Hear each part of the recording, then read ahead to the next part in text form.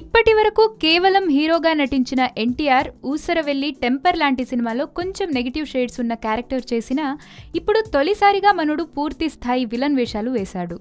NTR look పరంగా చూస్తే దమ్ము సినిమాలోని హీరో లుక్ తరహాలో ఉంది, కానీ డైలాగ్ డెలివరీ పరంగా ఇంప్రెసివ్గానే ఉంది.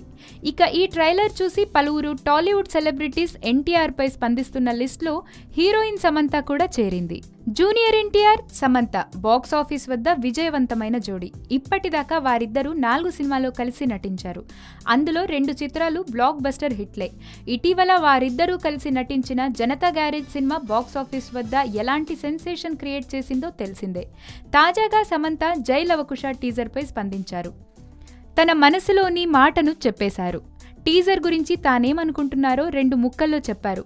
చిత్రంగా భయపెట్టేశావ్ అని అంటూ టీజర్లో తారక్ కనిపించిన తీరును వివరించారు. తన ట్విట్టర్లో తారక్పై, డైరెక్టర్ బాబీపై ప్రశంసలు కురిపించారు.